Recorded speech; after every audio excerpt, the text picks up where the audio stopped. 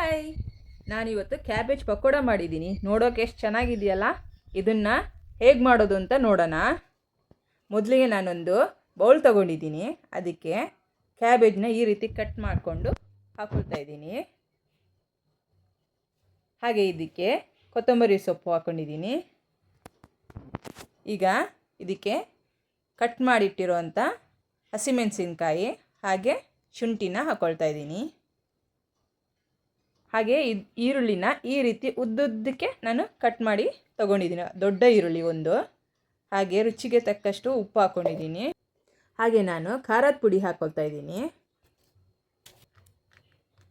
ಜೊತೆಗೆ ಗರಂ ಮಸಾಲ. ಹಾಗೆ ಇವಾಗ ನಾನು ಇದಕ್ಕೆ 5 ಚಮಚ ಕಡಲೆ ಹಿಟ್ಟನ್ನ ಹಾಕ್ಕೊಳ್ತಾ ಇದ್ದೀನಿ.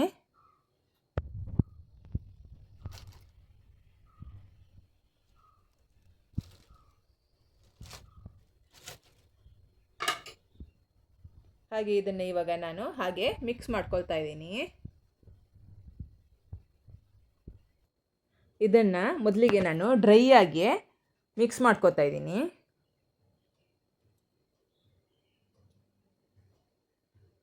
ಇದೊಂದು ಸ್ವಲ್ಪ ಹೊತ್ತು ನಾನು ಮಿಕ್ಸ್ ಮಾಡಿದ ಮೇಲೆ ಇದಕ್ಕೆ ನಾನು ನೀರನ್ನ ಆ್ಯಡ್ ಮಾಡ್ಕೊಳ್ತೀನಿ. ಜಾಸ್ತಿ ಆ್ಯಡ್ ಮಾಡ್ಕೊಳ್ಳಲ್ಲ, ಒಂದು ಸ್ವಲ್ಪ ಹಾಕ್ಕೊತಾ ಇದ್ದೀನಿ.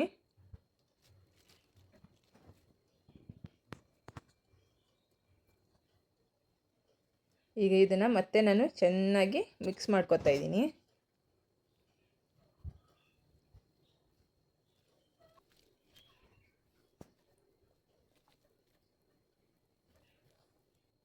ಈಗ ಇದಕ್ಕೆ ಹಿಟ್ಟು ಬೇಕು ಅನ್ನಿಸ್ತು, ಕಡಿಮೆ ಇದೆ ಅನ್ನಿಸ್ತು. ಅದಕ್ಕೆ ಈಗ ನಾನು 2 ಸ್ಪೂನು ಕಡಲೆ ಹಿಟ್ಟನ್ನ ಮತ್ತೆ ಹಾಕ್ಕೊಳ್ತಾ ಇದ್ದೀನಿ. ಈಗ ಇದಕ್ಕೆ ಮತ್ತೆ ಒಂದು ಸ್ವಲ್ಪ ನೀರನ್ನ ಹಾಕ್ಕೊಳ್ತಾ ಇದ್ದೀನಿ. ಈಗ ಇದನ್ನು ಮತ್ತೆ ನಾನು ಚೆನ್ನಾಗಿ ಮಿಕ್ಸ್ ಮಾಡ್ಕೊಳ್ತಾ ಇದ್ದೀನಿ. ಈಗ ಮಿಕ್ಸ್ ಮಾಡಿ ಆಗಿದೆ. ಈಗ ಒಂದು ಬಾಣಲೆಯಲ್ಲಿ ನಾನು ಎಣ್ಣೆ ಹಾಕ್ಕೊಂಡು ಬಿಸಿಗಿಟ್ಟಿದ್ದೀನಿ. ಒಂದು ಸರಿ ಸ್ವಲ್ಪ ಇದನ್ನು ಹಾಕ್ಕೊಂಡು ಬಿಸಿಯಾಗಿದೆ ಅಂತ ನೋಡ್ಕೊತಾ ಇದ್ದೀನಿ. ಇದು ಬಿಸಿ ಆಗಿದೆ ಆಲ್ರೆಡಿ. ಇವಾಗ ಪಕೋಡನ ನಾನು ಬಿಡ್ತಾ ಇದ್ದೀನಿ.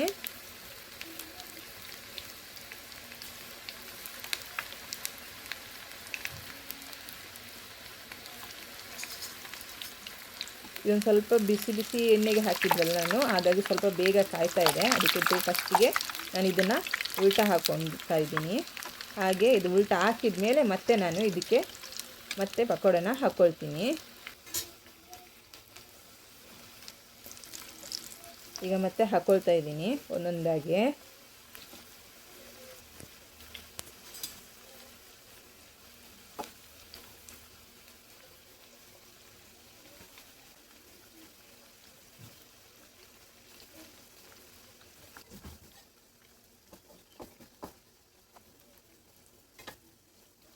ಈಗ ಇದನ್ನು ಮತ್ತೆ ನಾನು ಉಲ್ಟಾ ಮಾಡ್ಕೊಳ್ತಾ ಇದ್ದೀನಿ. ಇದು ಸರಿಯಾಗಿ ಕಾಯಬೇಕಲ್ಲ, ಹಾಗಾಗಿ ನಾನು ಉಲ್ಟಾ ಎರಡೆರಡನೇ ಸರಿ ಹಾಕ್ಕೊಳ್ತಾ ಇದ್ದೀನಿ.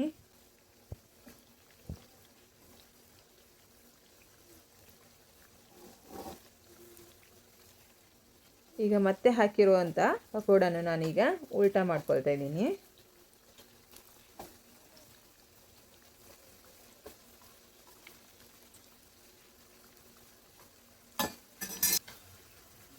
ಇದು ಈ ರೀತಿ ಗೋಲ್ಡ್ ಕಲರ್ ಬಂದಿದೆ. ಇದು ರೆಡಿಯಾಗಿದೆ. ಇದನ್ನು ನಾನು ತಗೊಳ್ತಾ ಇದ್ದೀನಿ.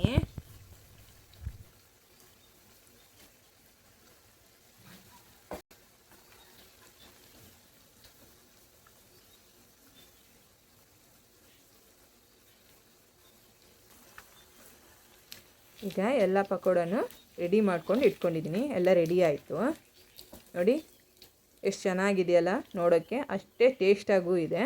ನೀವು ಒಂದು ಸರಿ ಟ್ರೈ ಮಾಡಿಕೊಂಡು ನೋಡಿ ಮನೆಯಲ್ಲಿ.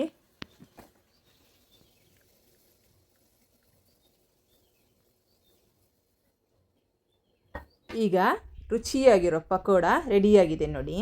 ನನ್ನ ಮತ್ತಷ್ಟು ವಿಡಿಯೋಗಳಿಗಾಗಿ ಲೈಕ್ ಮಾಡಿ, ಶೇರ್ ಮಾಡಿ, ಕಮೆಂಟ್ ಮಾಡಿ, ಸಬ್ಸ್ಕ್ರೈಬ್ ಮಾಡಿ.